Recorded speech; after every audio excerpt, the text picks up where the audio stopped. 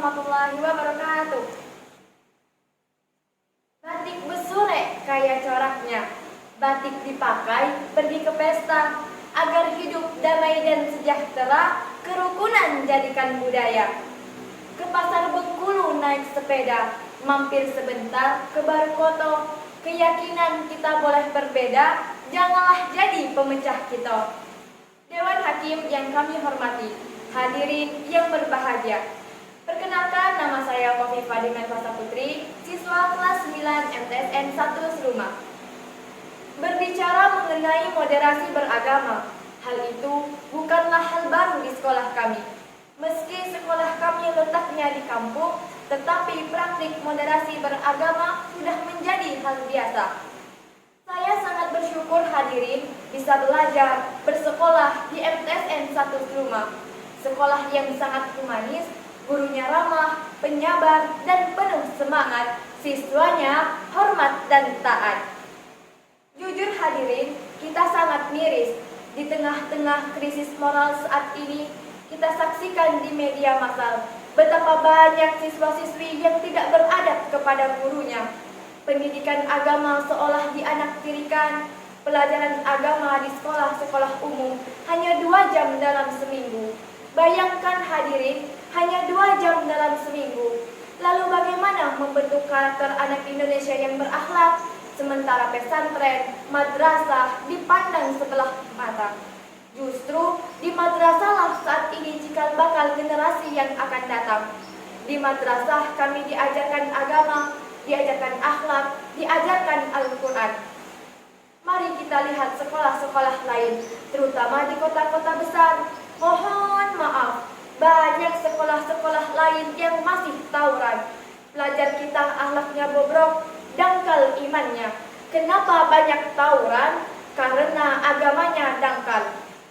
Maka mari kita lihat hadirin, tidak ada pesantren, madrasah yang masih pada tawuran. Betul? Kita belum mendengar ada santri, anak madrasah atau MTS tawuran dengan anak MTS yang lain gara-gara berebut peci. Tawuran dengan anak MTS yang lain gara-gara berebut beduk. Enggak ada. Kenapa hadirin? Karena di madrasah kami diajarkan bagaimana menjadi muslim yang ramah, menjadi muslim yang lembut, toleran, dan modern. Di madrasah kami tidak hanya belajar ilmu dunia, tetapi juga belajar ilmu agama. Karena sebagai individu, muslim wajib menguatkan akidah Islamnya. Sebagai makhluk sosial, harus menguatkan ukhuwah insannya, ukhuwah diniyah, bahkan ukhuwah wataniyah dalam bingkai Bhinneka Tunggal Ika. Setuju? Hadirin yang kami hormati, sebagai penganut suatu agama di Indonesia, kita pasti dihadapkan tidak hanya dengan umat seagama, melainkan juga dengan umat yang berbeda agama. Dari segi keyakinan, apakah semua agama benar atau hanya agama yang dianutnya saja yang benar? Pertanyaan tersebut menjadi penting direnungkan. Karena jika seorang individu beragama memiliki keyakinan bahwa semua agama benar, ia akan dianggap berakidah sama-sama. Akan tetapi, jika seorang individu beragama memiliki kesimpulan bahwa hanya agama yang dianutnya saja yang paling benar, ia akan dianggap berakidah sangat. Dengan keyakinan seperti itu, agama selain yang dianutnya harus dibina ke jalan yang benar. Jika tidak mau, harus dibinasakan. Atau bahkan mengkafirkan atau memvonis semua orang di luar kelompoknya adalah sesat atau masuk neraka. Emangnya surga punya nenek moyangnya? Atau dalam bahasa Sunda, emango surga puan tuan neo? Atau dia kira surga kapingan bapaknya? Andai sikap ini yang dikembangkan, wajah agama yang damai, bersahabat akan berubah menjadi monster yang paling jahat, teroris yang paling sadis, sikap radikal yang paling brutal, atau bahkan tidak mustahil jika terjadi di negeri ini akan dapat menjadi pemicu terjadinya konflik vertikal, diagonal, atau bahkan horizontal. Na'udzubillah, summa na'udzubillah.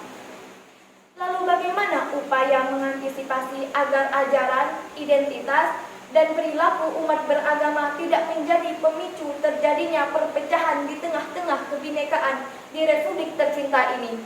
Sebagai jawabannya adalah sikap moderasi beragama dalam bingkai Bhinneka Tunggal Ika harus ada pada setiap kita. Atau dalam bahasa agamanya adalah wasatiyah, menjadi muslim yang moderat, tidak radikal dan tidak liberal. Hadirin yang berbahagia, Islam adalah agama yang sempurna dan universal karena di dalamnya mengatur semua aspek dalam kehidupan, mulai dari berumah tangga, bertetangga, bernegara, bahkan berpolitik diatur dalam Islam. Ketinggian kita kalau ngomongi politik, ide paham nanti. Sekarang ajaran Islam yang kecil-kecil di rumah kita sering lupa. Contoh masuk WC, Islam mengajarkan ada doanya. Keluar WC, ada doanya.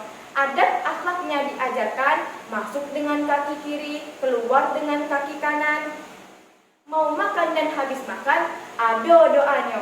Adabnya makan diajarkan, kalau kita lagi makan satu nampan bersama saudara atau teman kita bertiga, pakai adab. Pertama, suapan kita. Kita kecilkan, jangan besarnya.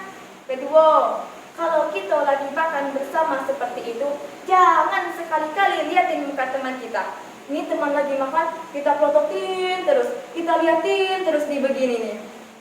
Tersinggung orang nanti, laparnya anakku.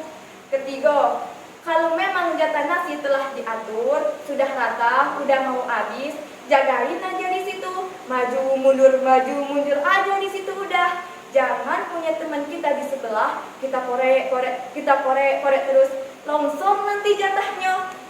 Inilah dasarnya Islam. Semua ada adab-adabnya. Semua diatur dalam Islam, sampai adab, akhlak ketika kita lagi ngumpul bareng teman, ngobrol, tiba-tiba terdengar suara kentut. Islam mengajarkan yang mendengar kentut diperintahkan untuk pura-pura tidak dengar. Maka kalau kita lagi ngumpul bareng teman, ngobrol, terdengar suara kentut, tut, diam aja. Jangan pakai ribut, rasain aja, nikmatin aja aroma kentut teman kita. Ini dah, kadang orang ini sering usil. Siapa kentut? Siapa kentut? Kabar kentut yo. Ramai akhirnya lo. Inilah dahsyatnya Islam. Sampai kentut saja ada adab dan aturannya. Apalagi hubungan antara umat beragama di tengah-tengah masyarakat yang majemuk ini. Berdiri kokoh kayak inspirasi, benteng Marlborough indah menawan. Mari kuatkan budaya toleransi, moderasi beragama kita gerakan.